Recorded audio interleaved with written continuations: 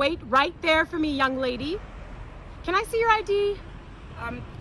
Sure, no problem. Officer, can I please know the reason I'm being Hey, you stopped? can put your hands down. ID, please. Yes, ma'am. Slowly.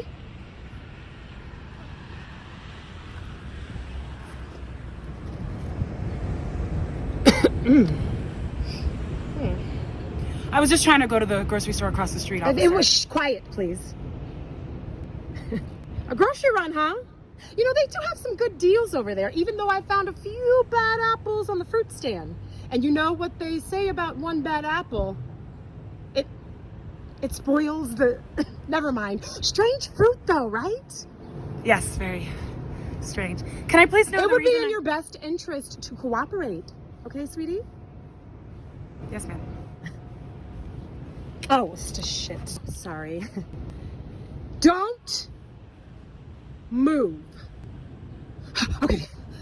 Oh my God. You had a freaking bee on you. Those things scare the crap out of me. Me too. Well, I just saved your life. Listen, I'm a single mom of 2 girls. I make it my personal duty to protect young women. I'm here to help you. You understand? Help me. Where are you staying right now?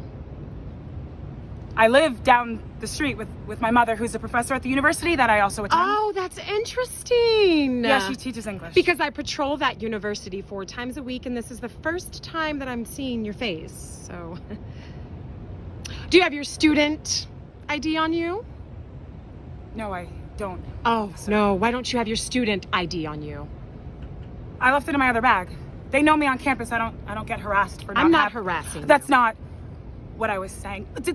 Was there an incident that happened in this area I didn't get a citizen's alerts? I mean, well, there's been a few incidents that have happened in the past and of certain activities. But if I'm doing my job correctly, I can prevent an unfortunate incident from occurring, right? One would hope so. Give me a sec, would you? Jesus. Oh, not trying to run, are ya?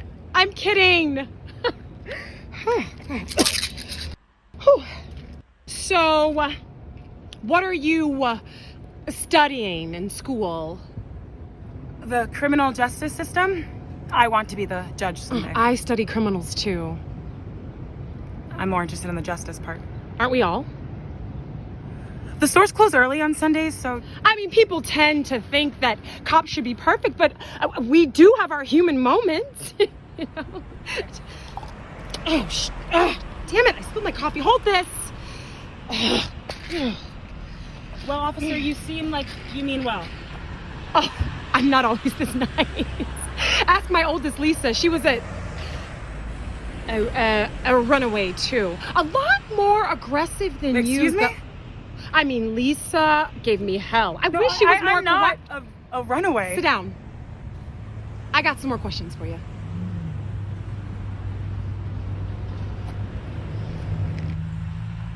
This job is not for the faint of heart, let me tell you. Now, hun, do you have any drugs in your bag? What? No, I don't do drugs. Any weapons or things that No, can be just used? books. Give it to me.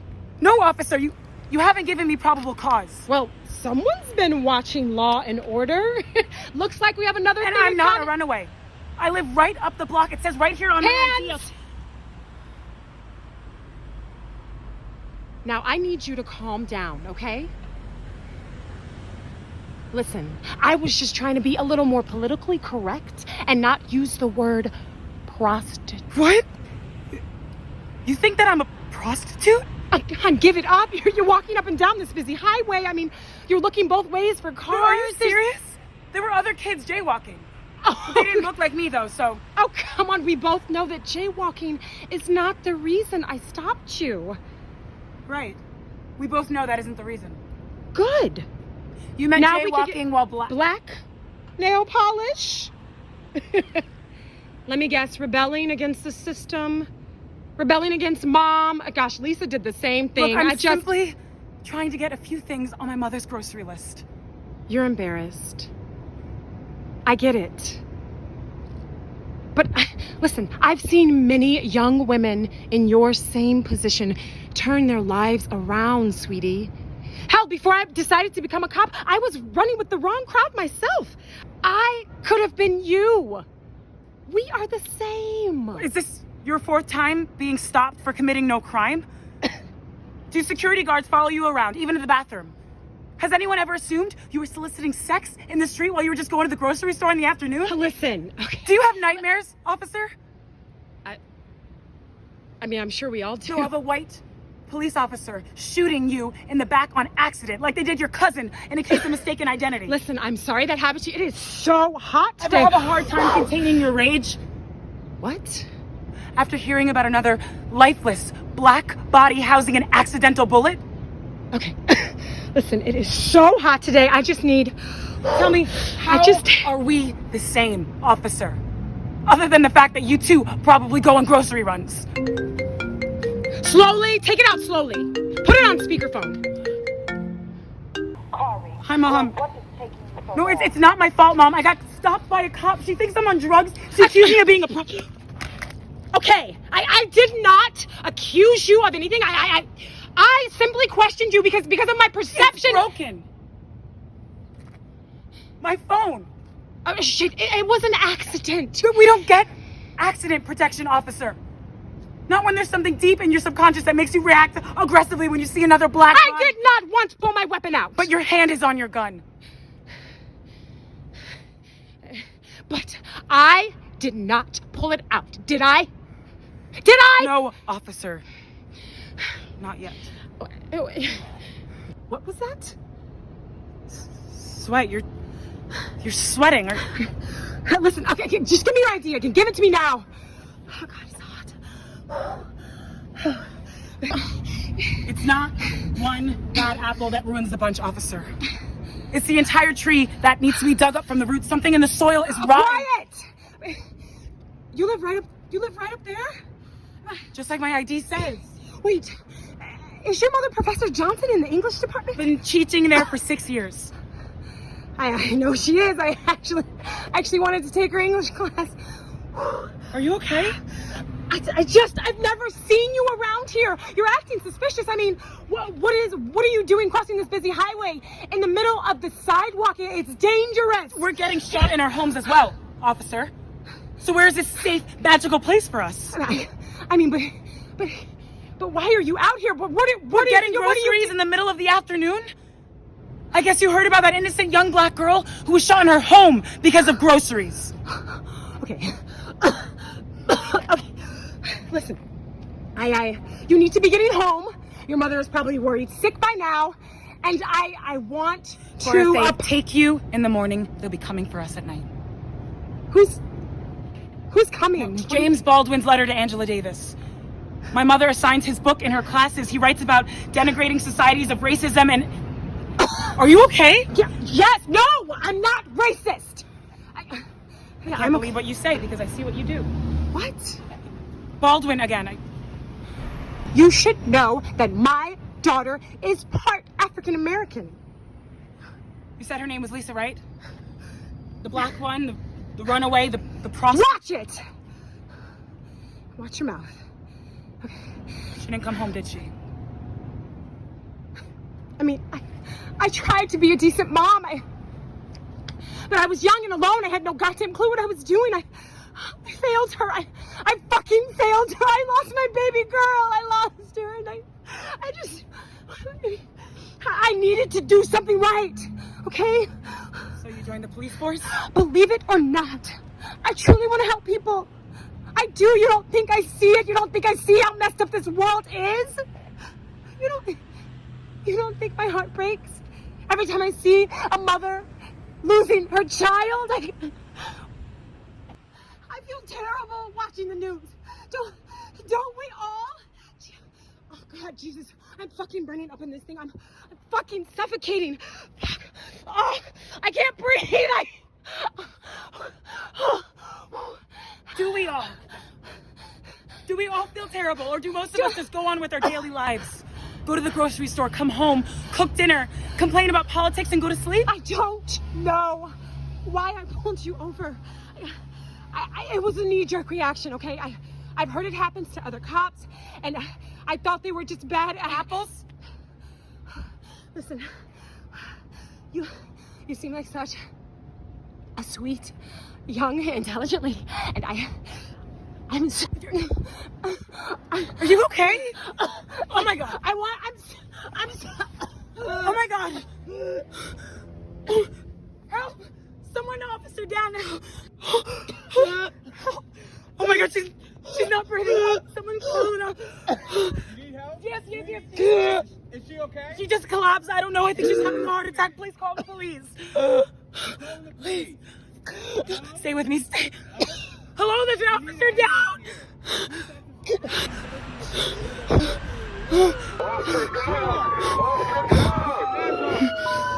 Walk away from the officer, please. Sweetheart, Listen to him, please. Put your hands up. Just do it. Listen to him.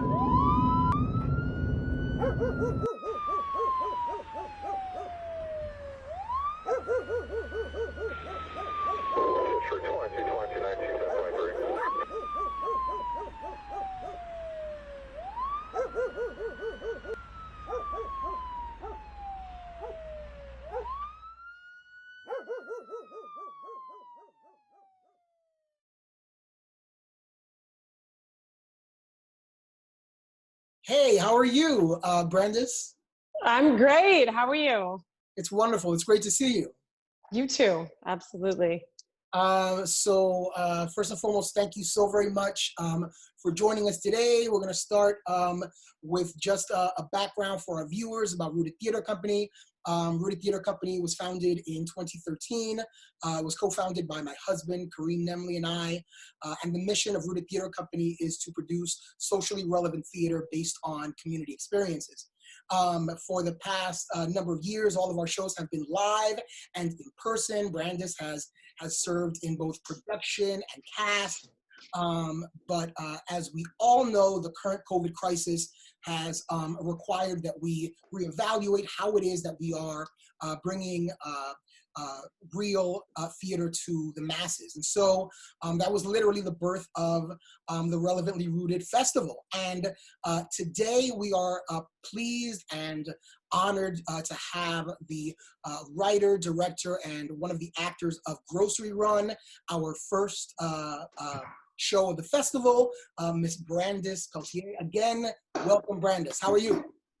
Thank you. I'm doing well. You know, I'm trying to stay creative during this time, writing when I can. I haven't been writing as much. I've been mostly painting and watching TV. Yeah, that should be said that you are a prolific painter. Well, I mean, you're being nice, but thank you. Your work is pretty amazing. It's pretty amazing. Thank you. But talk to us a little bit more about your process, right? We've just seen Grocery Run. It is one of the most impactful pieces that I have ever seen. And I really want to hear it. And I'm sure that our viewers want to hear about your process. So what is the process for creating? Well, the process specifically for Grocery Run was based on my life. It was an event that actually happened to me. Obviously it was, well, it may not be obvious, but it was more dramatized. She didn't, have a heart attack and all that. But I was, years ago, around the age of 19 or 20, I was just going to the grocery store and a white cop pulled up and she hopped out of her car and she started to interrogate me. It turned out that she eventually thought that I was a prostitute. And I kind of sat with that story for a while. I didn't tell anyone, I was embarrassed. I was afraid. I was confused. It was overwhelming. And I sat with that story for years and years and years. And I finally said, I need to get it out of me. I need to put it into another form because I know I'm not the only person. I'm not the only female. And I'm definitely not the only African-American female that has been through something like this in regards to racial profiling. So I just started writing it and it just came out. It happened so quickly, the story, but the developing of it and figuring out what parts were important took a little bit longer, because I wanted to make sure that I told a story that gave the victim some power, because when we hear about the stories on the news, it's often it sounds like the victim is always rendered powerless. And I wanted to kind of shift the power dynamic. So that took a while, but for the most part, my creative process is pulling from either my life or my friends or my family's lives, and just some sort of truth. It's rooted in some sort of truth that's happening in the world. Understood. I mean, yeah, I think that the way that you told the story was impactful, but the main character absolutely was impactful, even in the process of being cornered by police. Right. Obviously, that's something that far too many of us experience on a daily basis. Mm-hmm. What would be the biggest challenge for you in writing this piece? I think the biggest challenge in writing it was definitely to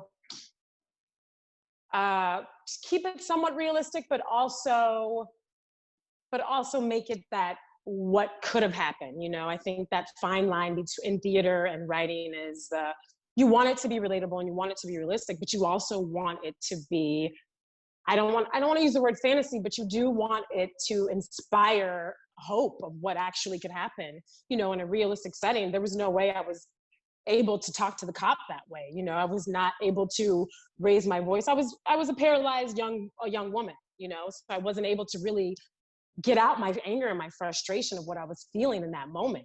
It just resulted in me being more embarrassed and more, in fear. So when I wrote this, the challenge was to keep it realistic, but also give it that sense of what I wanted to do, So that was challenging, but I struggled with trying to present a narrative that was powerful, but also realistic, because in reality, I wasn't talking to the cop that way. I wasn't able to raise my voice.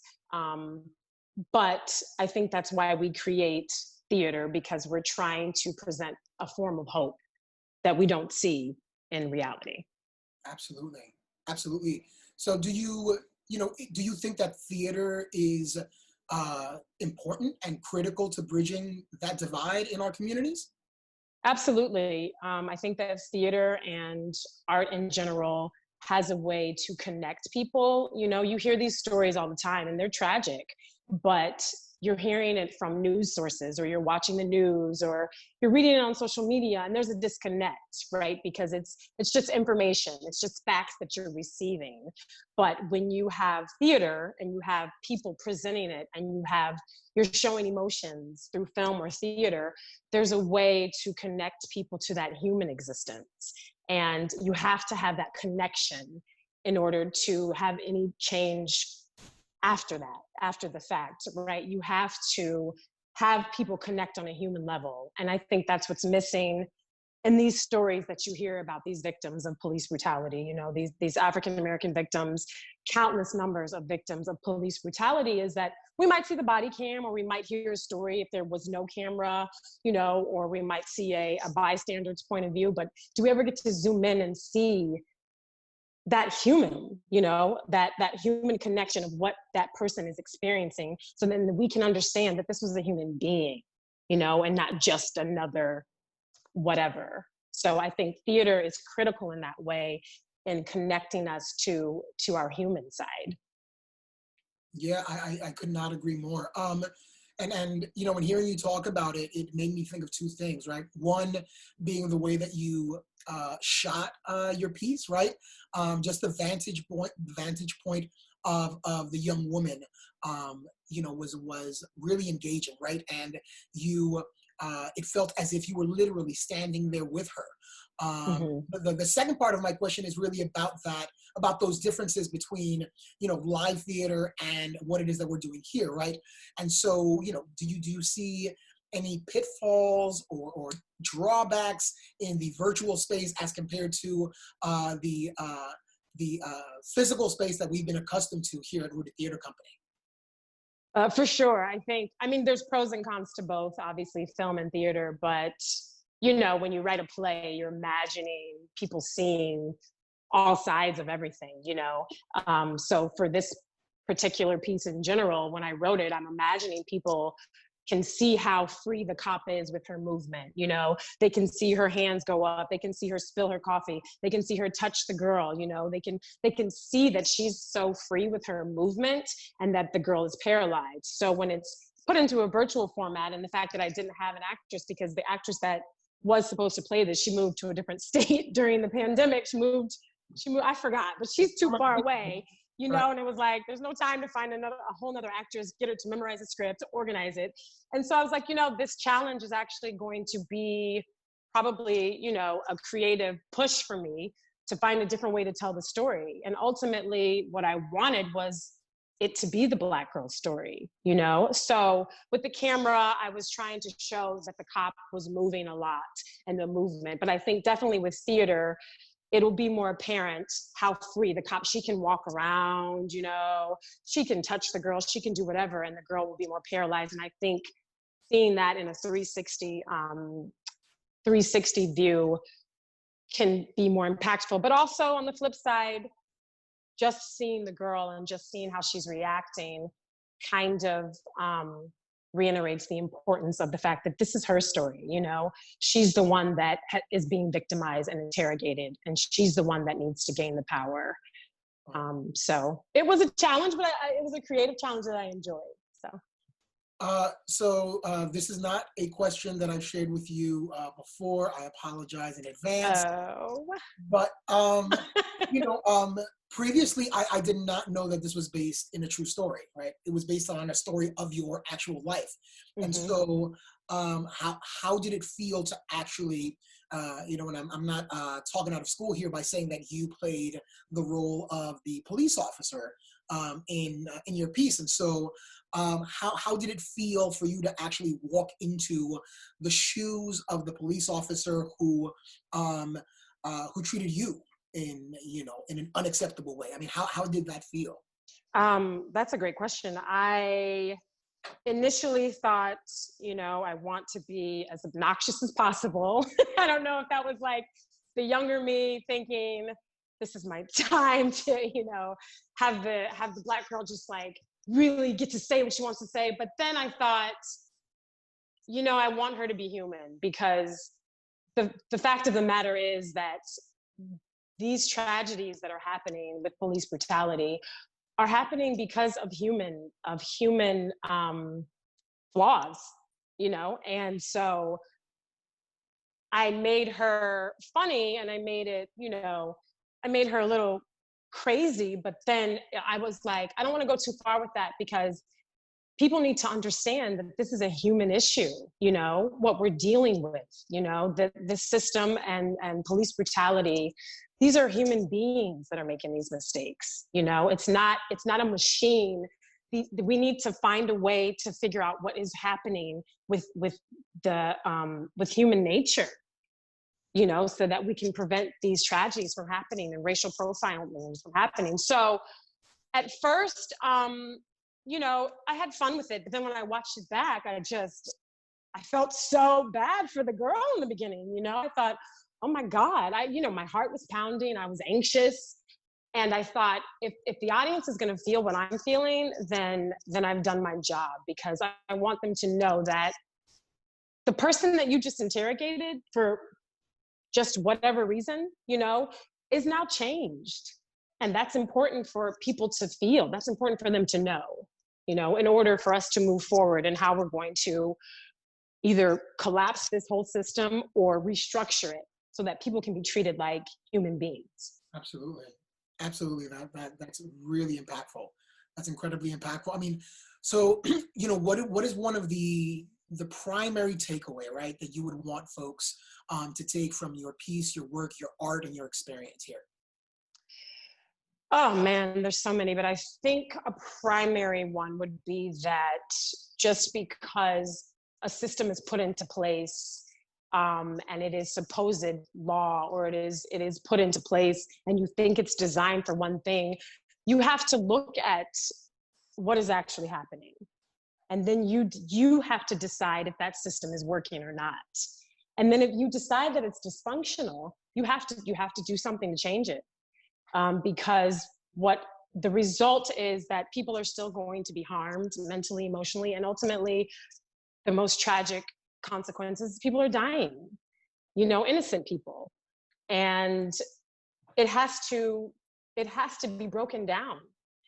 And she was a metaphor. The cop was a metaphor for the system itself, And so as she starts to break down and she starts to collapse, that's a metaphor. Like, it has to be torn down. There is no way that you can just, she has a heart condition and she's taking these pills, and that's the American way. Let's medicate it, we'll put a Band-Aid over it. No, it has to be completely torn down. And we either have to rebuild it or we have to find a new system.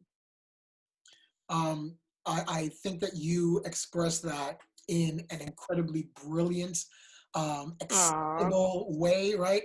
I am anxious for folks to, for more folks rather, to see it and to interact with your art, because it is such an amazing expression, right, of what we are all all going through.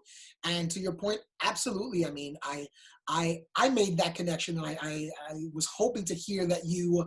Yay! I'm very excited with that. That folks had the opportunity to just see your piece. And lastly, I just wanted to ask if you had anything else to share with our audience who have just viewed your piece. Do you have a website? Do you have your handles? Please share that with us right now. I just want to say thank you for viewing it, and thank you to Rooted for always, producing content that's relevant, that's important for our communities. I think that it's so important to have art and to bridge that gap between art and activism, right? Because there's a lot of people that don't want to listen to the news, or they don't want to read books, or they don't want to hear lectures. And the way that people receive information, to put it in an artistic format, is much more palatable for people, and people are more receptive to it. So thank you to Rooted for always being, the theater company that does that. You really produce thought-provoking work, and I think it encourages people to think, and you have to think before you're going to act, right? So thank you. And then, my handle is at Brandice.Peltier. It's a long one. If you find it, great. If not a big deal. I'm just, excited for people to see it. And we are going to shoot it again and do a few tiny different things with it.